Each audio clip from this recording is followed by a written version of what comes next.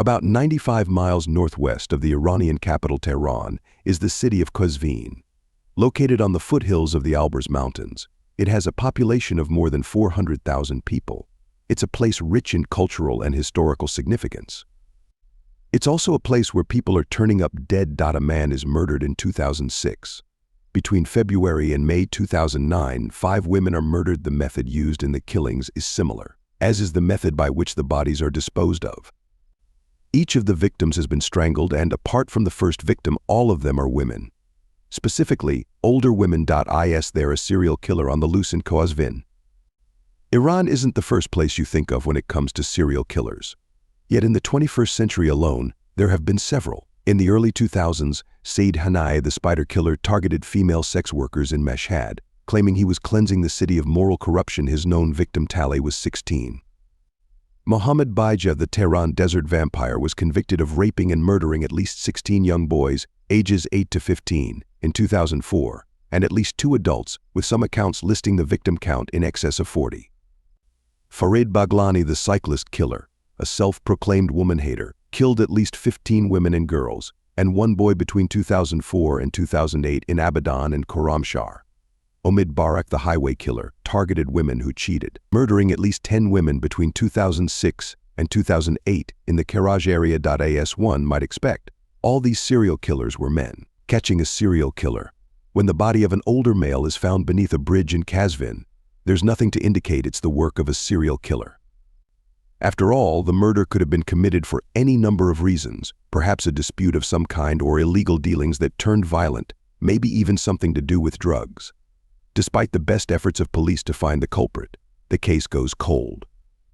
Nearly 3 years pass before another body turns up, and then another. The randomness of the murders and their frequency raise alarm bells, especially since there's nothing to suggest that these might be crimes of passion. Suddenly, residents of the city find themselves on edge as they wonder who among them might be next. A pattern is emerging. Discounting the earlier murder of the man, the victims are women who range in age from their mid-50s to early 70s, and they've all been strangled, many with their own headscarves and their jewelry forcibly removed from their bodies. They also appear to have been drugged. These are women who were going about their normal daily business, never to be seen alive again. Are these specifically targeted killings? The fact that the victims are older women does seem to indicate that the killer is seeking a type.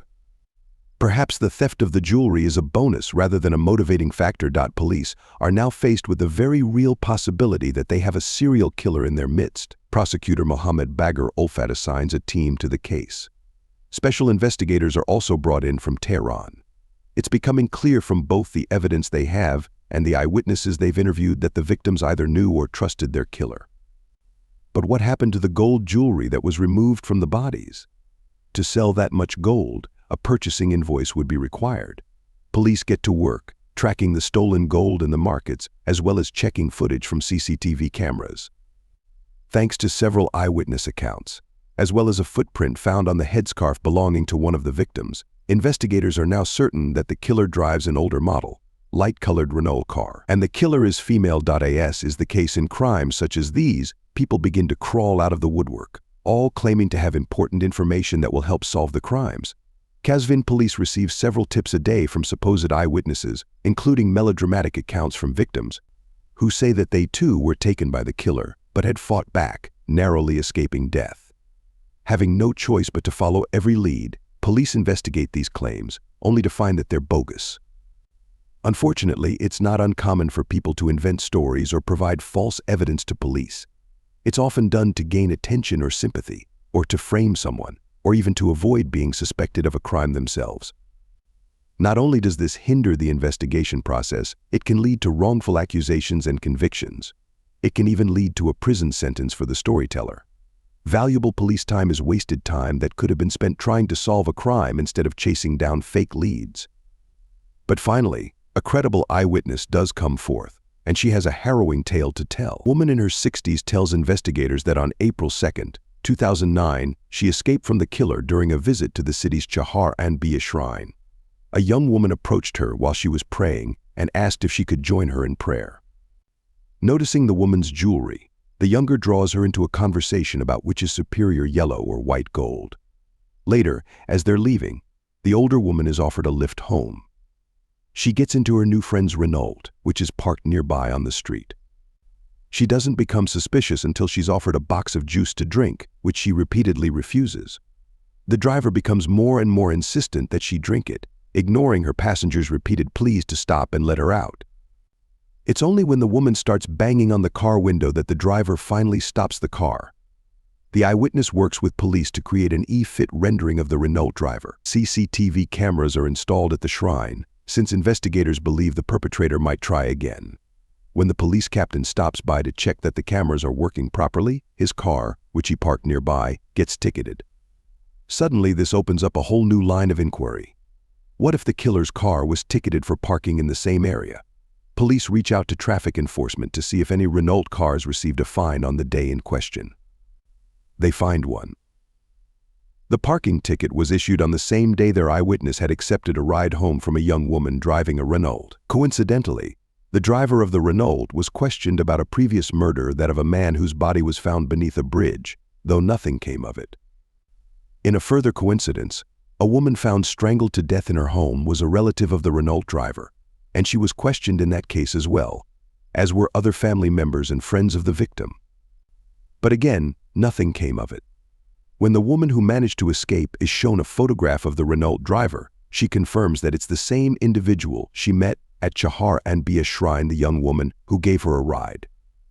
Finally, police have their killer. Armed police officers, accompanied by female guards, descend on the home of Mahin Qadiri in the Minudar district of the city. She is arrested, along with her husband.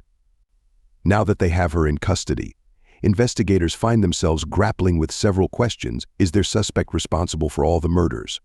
Are there other murders they haven't yet discovered or traced to her? Did she act alone? At first, Mahin denies everything and refuses to speak for 48 hours. Plenty of evidence is put in front of her, evidence that's difficult to explain away. The yellow powder found in her home is the same anesthetic substance that was used on the victims. One of her shoes matches the footprint found on the headscarf of a victim. Invoices for the sale of gold have been found in her home. An object belonging to one of the victims has been found in her home. Newspaper clippings related to the crimes have been found in her home, and adhesive tape matching the tape used on one of the victims has been found in her car. A forensic examination with a special laser light has uncovered traces of blood on the Renault's car seat, blood that someone attempted to wash away. Although Mahin acknowledges that it's blood, she claims that it came from meat she purchased from the butcher. However, the tests indicate that it's human blood, not animal. Mahin starts confessing, eventually admitting to 5 of the murders, though she stops short of admitting to all 6. Despite the pile of evidence against her, she denies responsibility for the murder of her relative, her aunt-in-law, who was murdered in her own home. Investigators are certain she did it, but surmise that her denial could be due to concerns over who in the family will look after her 2 children, one of whom is disabled with cerebral palsy. The victim is the sister of Mahan's mother-in-law, and her mother-in-law is the only person who made any attempt to help Mahan with her difficulties. Her reluctance to admit guilt for this particular murder is understandable. However, once assurance is obtained that her 2 daughters will be cared for by her mother-in-law, Mahan confesses to this murder as well. Because authorities question whether it's possible for Mahan to have committed all the murders on her own, they suspect she has a partner in crime, her husband being the most likely. They also wonder if a criminal band could be behind the killings and the theft of gold jewelry. Despite Mahin's insistence that she worked alone, they don't believe her. They've never come across a murder case like this, with a woman as sole perpetrator, choosing the victims, doing the killing, getting rid of the evidence. Could she have done all this by herself? Investigators decide to do reconstructions of the crime scenes with Mahin to confirm her story, from where she picked up her victims to where she took them and what she did to them. The details add up. Mahin Qadiri is their serial killer.